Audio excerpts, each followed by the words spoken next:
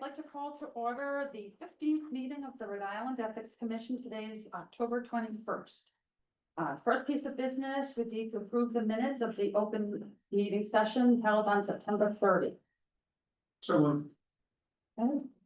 First by Commissioner Rabideau. second. Thank you. And we will start with Commissioner Strauss. Aye. Thank you.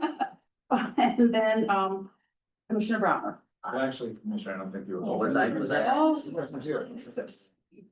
Okay, we'll get there. Commissioner Browner?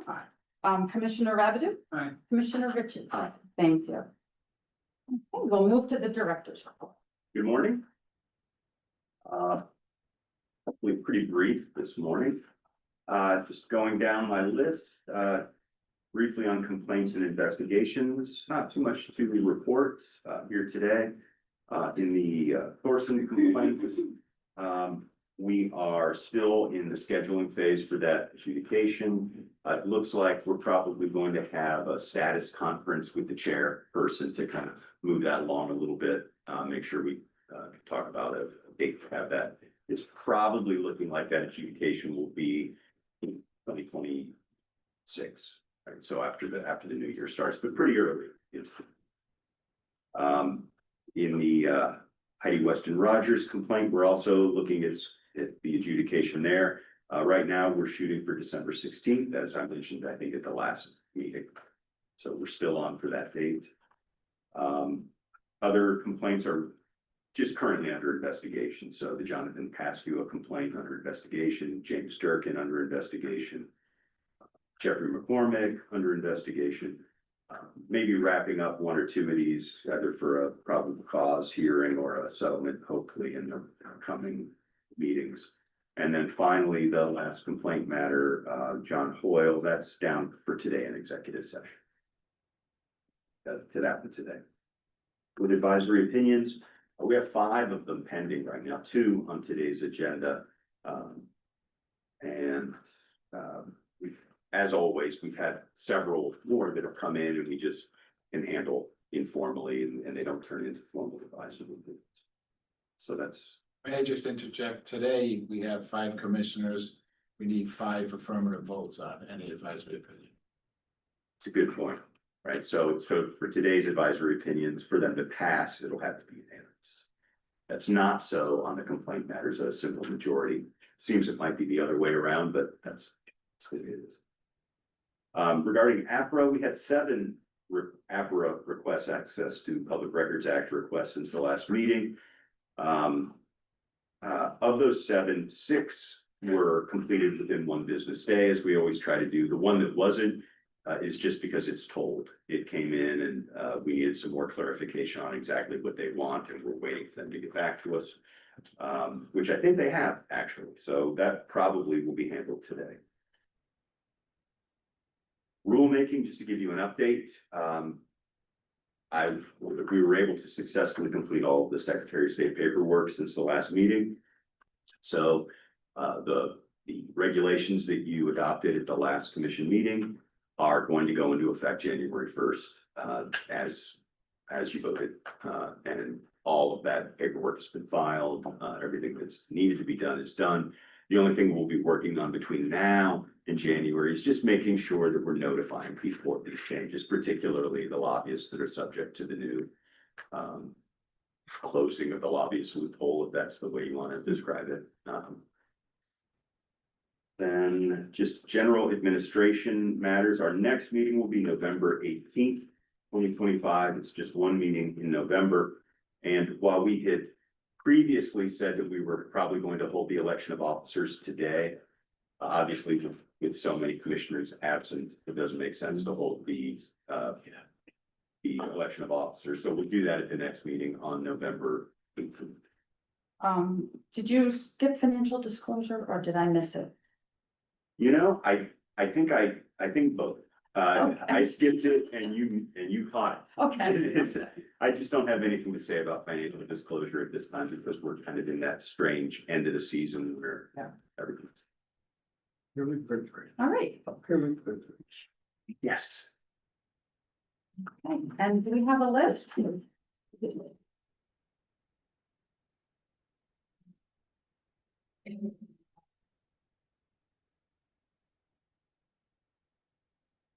First advisory opinion we'll hear is Jim Palmigano. Did I say that right? Yes.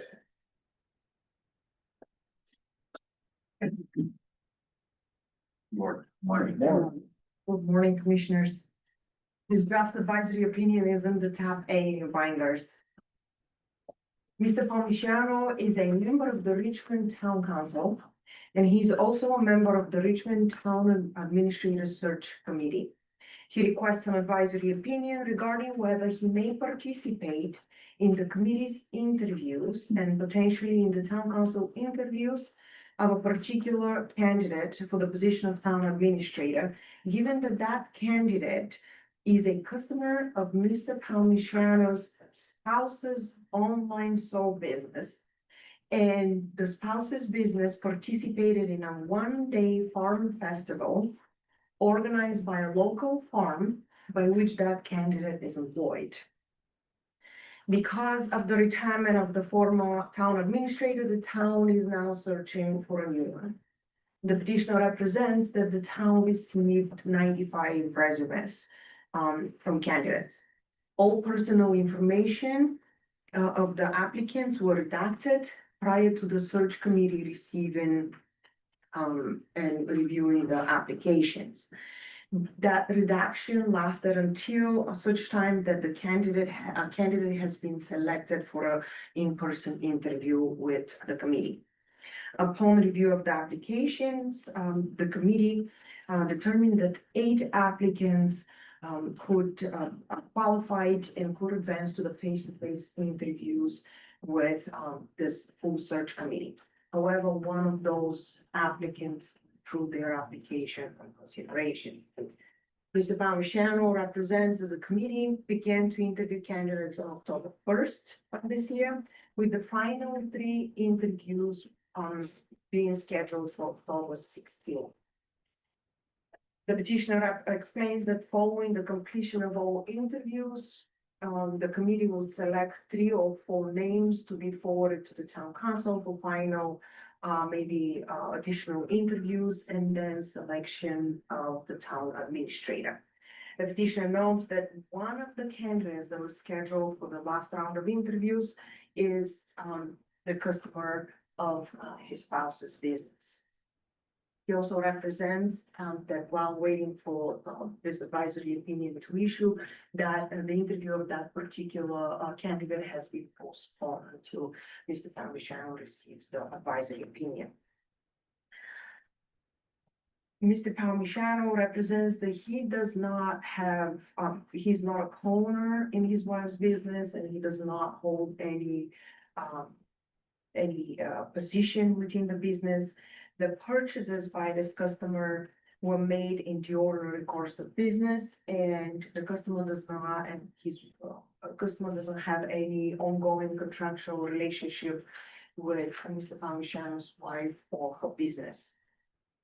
His spouse and her business participated in as a seasonal one-day farm festival organized, as I said, by a local farm, by which the customer is employed. However, the customer does not own the farm. The petitioner explained that his spouse's business had never participated in that fair before.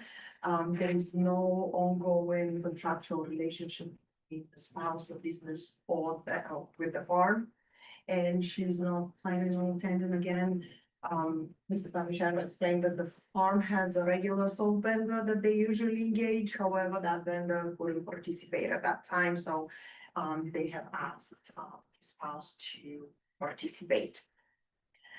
Given this set of facts, Mr. Palmigano asked whether he can participate in the committee's interviews of that particular candidate. And if that candidate's name is advanced to the town council, whether he can participate as a town council member in additional interview and decision making with regards to the selection of the successful candidate. Here, Mr. Palmigano is not a business associate of his spouse's customer. The petitioner's spouse is likewise not a business associate of a customer, given that the customer purchased the soaps in the ordinary course of business and not pursuant to any contractual agreement. Even assuming that Mr. Palmisano's spouse and the customer are business associates, the code does not generally require a public official to recuse from participation in matters that involve or financially impact a family member's business associate unless there is a corresponding financial impact upon the public official. Finally, there is no indication that the petitioner's spouse would be financially impacted by the selection of her customer as a town administrator. Based on all of the above, it is the opinion of the staff that the petitioner is not prohibited from participating in committees, interviews with that particular applicant or the town, or in the town council's interviews or decision making with regards to the selection of the town official. I'm happy to answer any questions. Mr. Palmisano. Mr. Palmisano, did you have a chance to see the advisory opinion in draft form? I did, yes. And we have any questions for I- Attorney Papa? I do not. Any comments for the commissioners? Just a general thanking them for the time. I hope this was what you perceive a good use of the time. I know there's a lot of work that Attorney Papa put into this. I'm just glad that this structure is here to help guide elected officials in these what could be murky waters. So I appreciate your time. We appreciate that. Do any of the commissioners have questions or comments? 95 candidates for the position of Richmond Town Administrator. Yes, sir. We used Indeed for the first time, and I think we found that we received half of the applicants came in through Indeed, and they roughly half of those Indeed candidates were really viable. Interestingly, many of them came from people working in managing healthcare grants, so I think there's a lot of people looking for work right now. So, but yeah, there was quite a bit of work. I think my other council members must have known because they stepped back very quickly as I was volunteering. But it was due diligence to do that work, and it was a pleasure to be part of it. Any other comments or questions? Is there a motion to approve and issue the advisory opinion as presented? Commissioner Ritchie, Second. Commissioner Brown for the second. Commissioner Strauss. Aye. Commissioner Browner. Aye. Commissioner Rabado. Aye. Commissioner Ritchie. Aye. And the vice chair votes aye, which I failed to do for the minutes, so please note that I approve. Thank you. Wasn't used to asking, so. Okay, thank you very much. Thank you so much for your time. For what you do. Thank you. Thank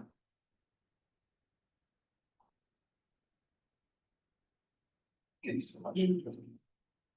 And now we'll have Cassandra West. Good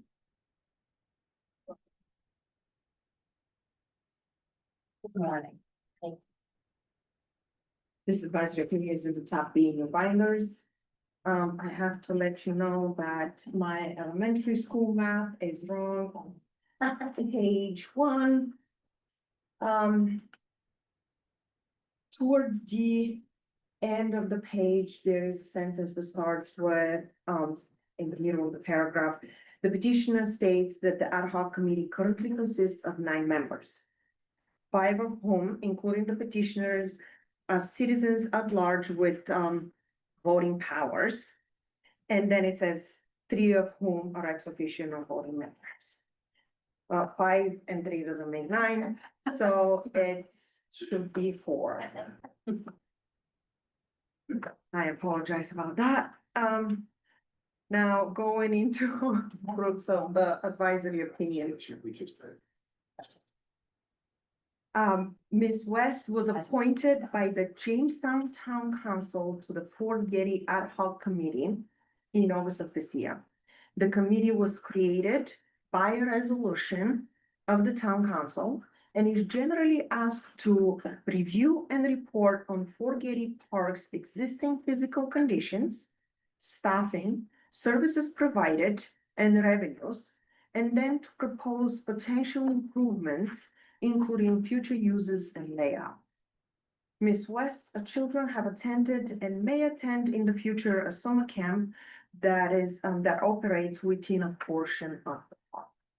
Therefore, she's here today to seek guidance from the commission regarding whether her children's past and potentially future attendance of the camp creates a conflict of interest under the code with her duties as a member of the ad hoc committee. The ad hoc committee currently consists, as I said, of 9 members. 5, including the petitioner and citizens at large with voting powers. And the other 4 are ex officio non-voting members. The ad hoc committee has no final decision-making authority on any matters related to the future use and layout of the park. The petitioner represents that the final decision-making lays within the town council. And although the town council may consider the recommendations made by the ad hoc committee, they do not have to rely on it, and they don't have to accept it unconditionally. The petitioner represents that the voting powers of the members of the ad hoc committee extend only to whether to make and what kind of recommendations to make to the town council, and do not extend to any final decision making. She also represents that the ad hoc committee does not have any budget, has no hiring or enforcing authority, does not expend funds or manage public property, and does not have authority to enter into contracts. The petitioner represents that Connecticut, hope I pronounce it correctly, Islands Saving Foundation. Okay, we'll shorten it, CISF. Is a local nonprofit organization that has negotiated a long-term lease with the town and organizes summer camp and other educational programs within the park. The petitioner represents that she is not employed by, nor does she serve in any leadership position with CISF. The petitioner explains that although the ad hoc committee members are aware of that lease between the nonprofit and the town, the task of the ad hoc committee is not to make any recommendation or review the lease or the portion of the park where that nonprofit operates. Now, for the purposes of the code or for the provisions of the code to apply to the instant matter and to the petitioner, Ms. West must be subject to the code of ethics. Now, persons subject to the code of ethics are all municipal, state and municipal employees, state and municipal elected officials, and state and municipal appointed officials. Because the petitioner was appointed to the ad hoc committee by the town council, we must determine whether she is a municipal appointed official. To be a municipal appointed official, she has to be an officer or a member of a municipal agency. Based on the code's definition, to be a municipal agency, an agency must exercise governmental functions other than in an advisory nature. The Ethics Commission has previously opined that certain public bodies that were created on an ad hoc basis to make non-binding recommendation to our final decision makers are considered purely advisory in nature. I have listed several advisory opinions on pages 3 and 4. And given the petitioner's representations on the analysis of the prior advisory opinions and the review of the code of ethics, it is the opinion of the staff that the ad hoc committee is not a municipal agency, given as the term is defined under the code, given that their functions are purely advisory in nature. For that reason, the fact that the petitioner's children are past or maybe future attendees at the summer camp does not create a conflict of interest. And under the code, and Ms. West may continue to perform her duties as a member of the ad hoc committee. I can have to answer it. Thank you. Ms. West, did you have a chance to review the advisory opinion draft? And do you have any questions or comments? I have the Okay, thank you. How about from the commissioners? Okay, hearing none, is there a motion to approve and issue the advisory opinion as amended, as presented by staff? So moved. Second. Second, Browner. Commissioner Starks, Aye. Commissioner Browner, Aye. Commissioner Rabideau, Aye. Commissioner Ritchie, Aye. and the vice chair votes aye. Thank you very much. Thank you. I appreciate you taking the time here tonight.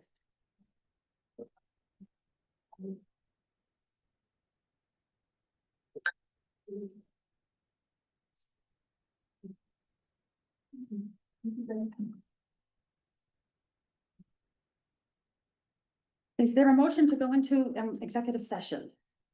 Was that was you? Yep. Okay. I have to read this.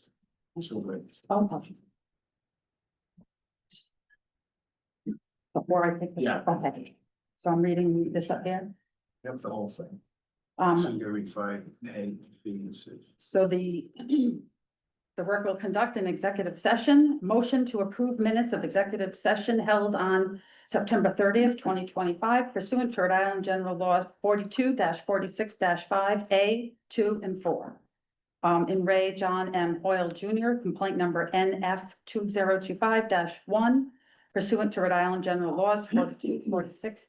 Oh, that says that 42-46-5A, 2 and 4. And then there'll be a motion to return to open session. Commissioner Starks. Aye. Aye. Thank you. Commissioner Brown. Aye. Commissioner Rabideau. Aye. Commissioner Ritchie. Aye. And the vice chair votes aye. Just stop the recording, and we'll go into executive session. The question. Because we don't, for minutes, we don't.